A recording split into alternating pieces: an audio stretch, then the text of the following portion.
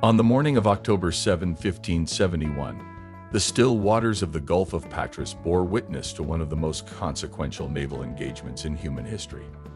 The Battle of Lepanto, where the Holy League's armada confronted the Ottoman fleet, was not just a military clash, it was a symbolic showdown between two worlds, Latin Christendom and the expanding Ottoman Empire. Among the spectators and participants was none other than Miguel de Cervantes, who would later call that day's action the greatest event seen by past centuries, nor do future ones expect to witness its equal. More than 450 years later, the name Lepanto continues to resonate. It marks not only a strategic turning point in the naval history of Europe, but also a profound psychological victory for the Christian West. The rise of the Ottoman Empire. By the latter half of the 16th century, the Ottoman Empire had emerged as a global power. Its armies and navies had carved a vast territory stretching across the Middle East, North Africa, and southeastern Europe. Since the conquest of Constantinople in 1453, Ottoman forces steadily absorbed major portions of the Balkans, including Serbia, Bulgaria, Greece, and most of Hungary. Their military momentum left Christian Europe in growing apprehension. The Mediterranean Sea, once a domain of Latin maritime power, was increasingly under Ottoman threat. One glaring concern was the island of Cyprus, then under Venetian control. In 1570, the Ottomans launched a brutal invasion of the island, massacring thousands of Greek Orthodox and Armenian Christians. The attack on Cyprus, and especially the siege of Famagusta, became the final straw. Alarmed by the rapid Ottoman expansion, Pope Pius V issued a powerful appeal, reminiscent of the Crusades, for a coalition of Christian powers to resist the Muslim advance. Thus was born the Holy League, a rare and formidable alliance that united Spain, Venice, the papacy, and other Italian states, including the stalwart Knights of Malta, veterans of the victorious Siege of Malta in 1565. Don John of Austria. To lead this ambitious alliance, the mantle fell to Don John of Austria, the 24-year-old half-brother of King Philip V of Spain and the illegitimate son of Emperor Charles V. A charismatic and spirited leader, Don John had already proved his mettle fighting the Moors in Granada. His military instincts, youthful energy, and diplomatic finesse made him an ideal choice to lead this unprecedented naval coalition. Arriving in Naples in August 1571, Don John was ceremoniously handed the banner of the Holy League, an imposing standard bearing an image of the crucifixion, flanked by the coats of arms of the three allied powers. The moment signified the unity of a once fractured Christendom. The might of the Holy League. Under Don John's command, the Holy League assembled a fleet unlike any seen in the 16th century, 209 galleys and 6 Venetian galleasses, the latter being heavily fortified warships outfitted with artillery. On board were 30,000 combatants, including 28,000 professional soldiers, many battle-hardened veterans. On September 16, the fleet set sail from Messina, heading east in search of the Ottoman fleet, then engaged in operations around the Aegean Sea and Adriatic coast. Their enemy? The powerful naval force of the Ottoman Empire, comprising approximately 275 ships. The Ottoman fleet, led by the seasoned Admiral Ali Pasha, received strict orders from Sultan Selimano: seek out and destroy the Christian fleet, then escort the remains back to Constantinople in triumph. The morning of battle.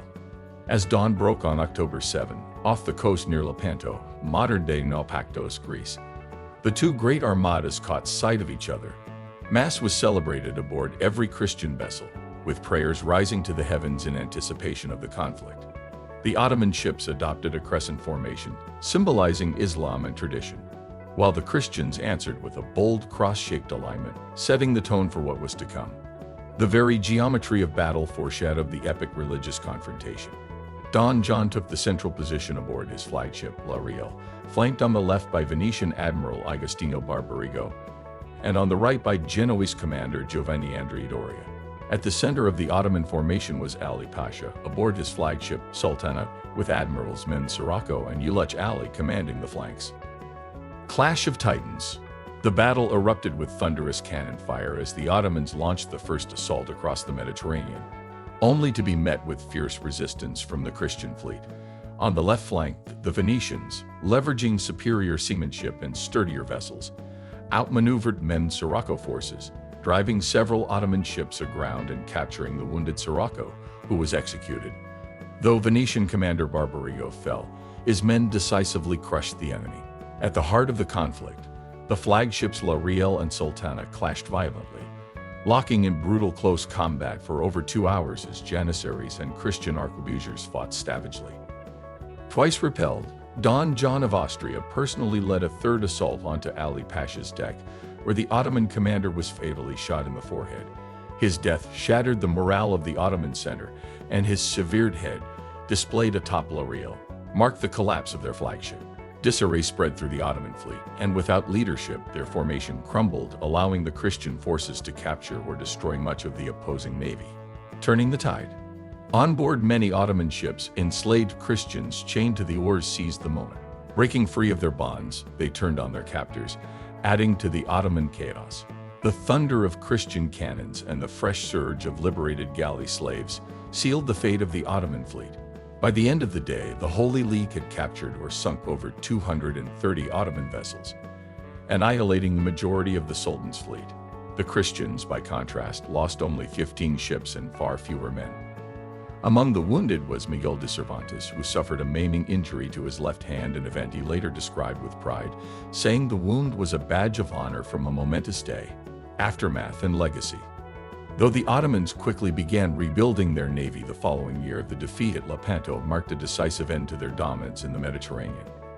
Their new fleet, though larger, lacked the skill and quality of the one destroyed. Beyond its strategic implications, the battle dealt a profound psychological blow to Ottoman prestige, shattering the long-standing perception of their invincibility. As historian Thomas Madden noted, the Turks were no longer invincible.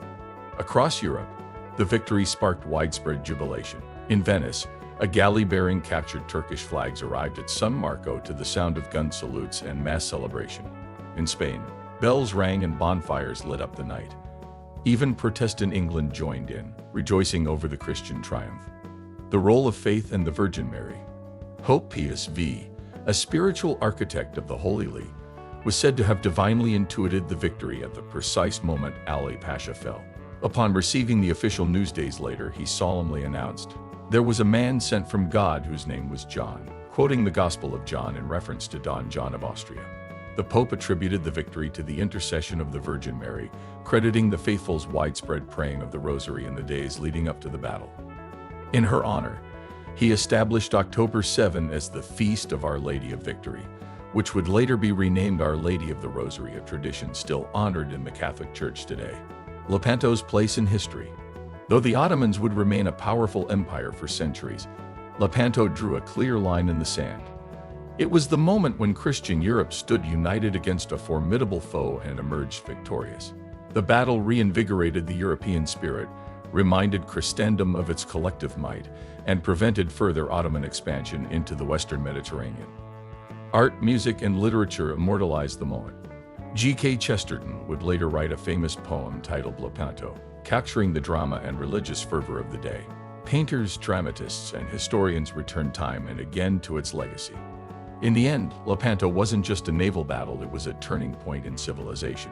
It marked the beginning of the end of Ottoman naval dominance and fortified the cultural and religious identity of Europe for generations. Thanks for watching. If you enjoyed this deep dive into the epic Battle of Lepanto, give this video a thumbs up and share it with fellow history lovers. Got thoughts or questions about the battle?